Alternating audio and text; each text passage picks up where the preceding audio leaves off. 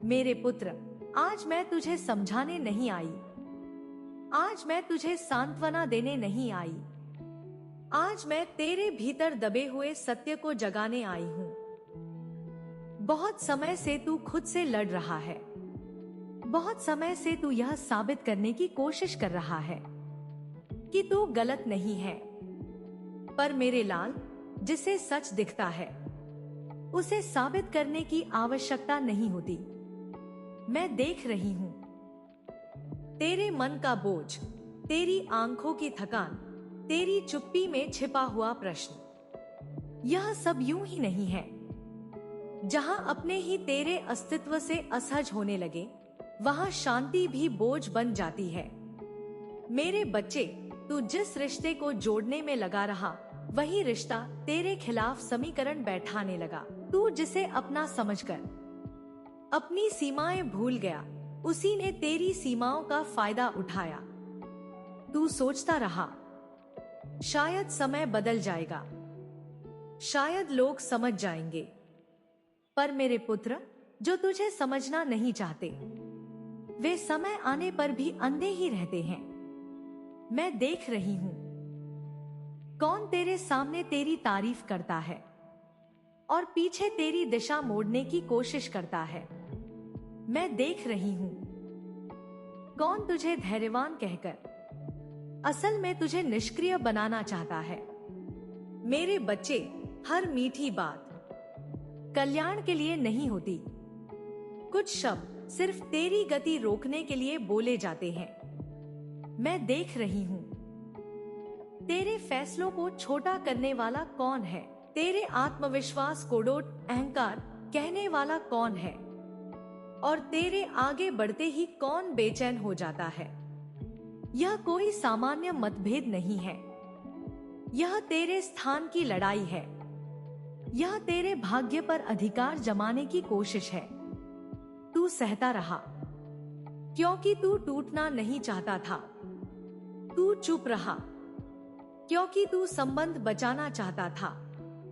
पर मेरे लाल, जिस रिश्ते में तेरा आत्मसम्मान बचे नहीं, वह रिश्ता बंधन नहीं, बोझ होता है। अब मां मौन में नहीं है। मैं देख रही हूं तेरे बारे में बनाए गए विचार, तेरे नाम पर रची गई कहानियां, तेरी छवि को कमजोर दिखाने की योजनाएं। और मैं यह भी देख रही हूं कि वही योजनाएं अब अपने ही रचयिताओं को घेरने वाली हैं। याद रख मेरे पुत्र, जो तेरी सहनशीलता कोडोर तेरी सीमा समझ लेता है, वह अपने पतन का स्वयं लेख लिखता है। मैं देर करती हूं पर हिसाब पूरा रखती हूं। मैं सब्र देखती हूं पर अन्याय गिनती भी हूं। अब तेरे जीवन में वह स्पष्टता आएगी जिससे तू डरता था। अब वह चेहरा सामने आएगा जिसे तू आज तक बचाता रहा। अब सच फुसफुसाहट में नहीं, सीधे आंखों में बोलेगा, और झूठ अपनी ही परतों में उलझ जाएगा। मेरे बच्चे, तू कमजोर इसलिए नहीं था क्योंकि तू सह रहा था। तू मजबूत इसलिए था क्योंकि तू टूटकर भी अपना स्वभाव नहीं बदला। पर अब तेरी शांति ही तेरा शस्त्र बनेगी, और तेरी स्पष्टता तेरे शत्रुओं का भय।